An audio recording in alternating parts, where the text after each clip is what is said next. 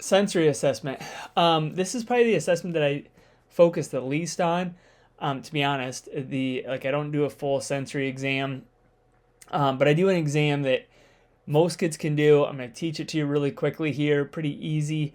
If I start finding big deficits, I may dive in a little bit deeper. If the kid's old enough, I might dive in a little bit deeper. But if you want to learn a full sensory exam, you can go to YouTube and you can learn a full sensory exam where you're doing light touch, deep touch, vibration through all the different dermatomes and all that stuff. But beyond the means of necessary in this, um, so and another big reason is a lot of times because like a sensory exam, you're having them close your eyes, you're having touch here, touch here. Does this feel the same? Does this feel the same? Is it same on this side versus this side versus this side? And then a lot of times kids, no matter what their age is, unless they get into high school and that stuff, they they might go, oh, it feels different here than here. It feels more here or less here, or I don't know. I'm not really sure. So you don't really get a lot of consistency with it when they're younger. So that's why a big reason why I don't do it like that. Um, but primarily when we're looking at sensory system, we're looking at parietal lobes, and I'm looking for side to side, are things different?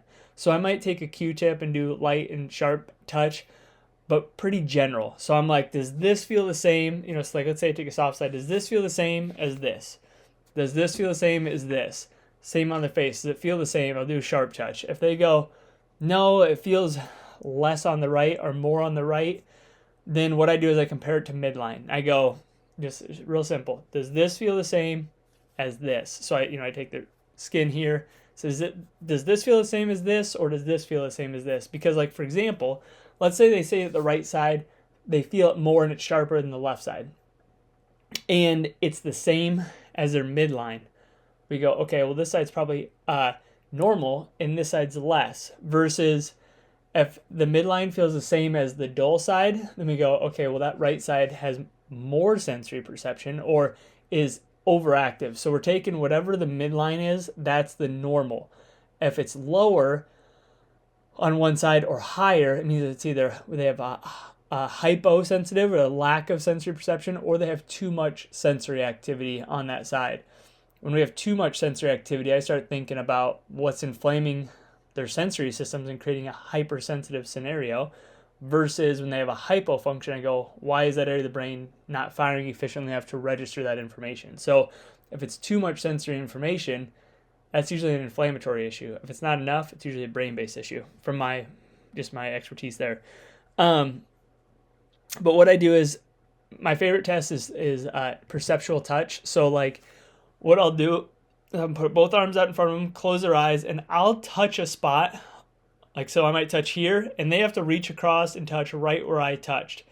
I'm looking at they're within about an inch and a half of that spot. And so then I'll do it here. I'll do usually 5 to 10 of them on one side. So then they're touching, come back to here. They touch, come back to here. Touch, come back to here. Wherever I touch, they're going to try to touch that same spot. And I look to see generally how close are they on that side. And then I compare it to the opposite side. So like, for example, what may happen is on the right side of the body, they're really accurate, but the left, they're 2 inches off, they're an inch off, they're way less accurate. That tells me the right parietal lobe isn't perceiving this side as much. That's probably my favorite test. I do that on pretty much every kid. I do it in their upper body, sometimes I'll do it with their lower body, and just make sure it all matches. When it comes to the sensory system, there's kind of a couple big points here. So our left parietal lobe has a sensory map of the right side of our body. Our right parietal lobe has a sensory map of our entire body, with more emphasis on that left side. So if I only find the left-sided issue, I'm thinking right brain. If I find a bilateral issue, I'm thinking right brain. If I only find a right-sided issue, I'm thinking left brain. So just a clinical tip there. If they're off on both sides and they're not able to get within that, like inch and a half on both sides, and they're 2 inches off, 3 inches off. I mean, sometimes I'll touch here and they literally touch their arm down here. Like, they're not even close. And if it's both sides, it's telling me it's more right brain. If it's the left side of their body, right brain, like right parietal lobe. If it's the right side of their body, left parietal lobe. A lot of times when kids have learning disabilities, I'll check what's called graphesthesia. So that's taking the palms of their hands and I'll write they have their eyes closed. I'll write a letter in it if they're old enough, write a letter in it or a number in it and seeing if they can perceive that. It's pretty interesting.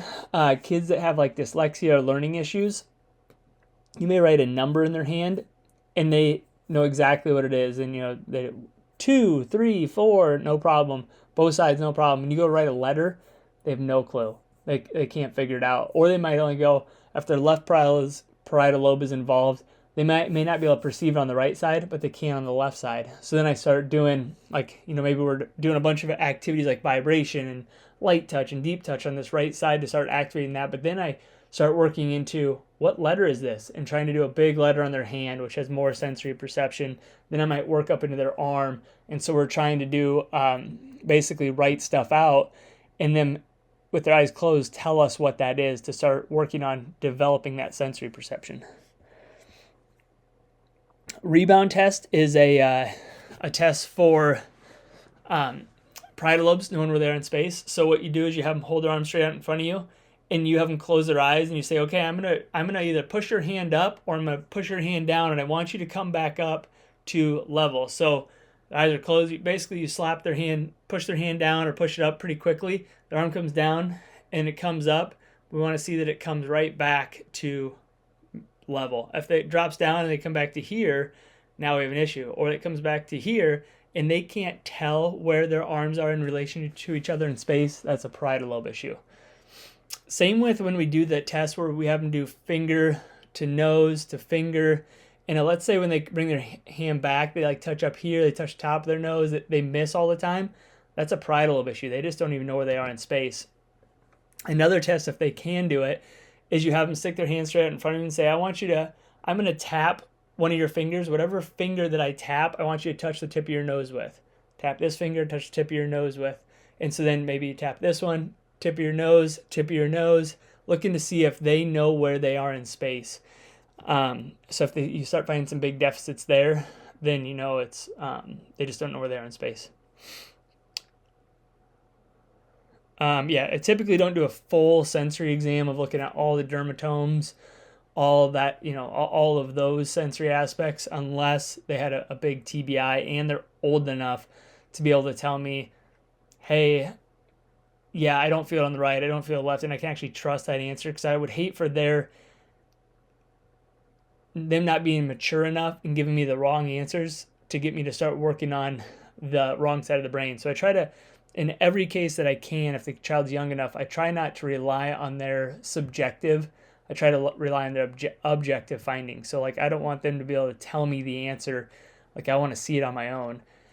Like, I want to see how far off they are on this side versus, like, they could say, oh yeah, I feel that on my right arm. I feel that on my right arm. And that, you know, you touch here and they're touching way down here. They could feel it, but maybe they didn't feel it appropriately and they can't respond to that appropriately. But by seeing it yourself, you can tell how far off they are. I try to get all my tests, as many of I can, is to be more objective in that manner. Thanks for taking the time to check out this video. To learn more or to schedule an intensive or anything with my team, there's a link below. Just go ahead and click that and that'll get you to the right spot. Have an awesome day.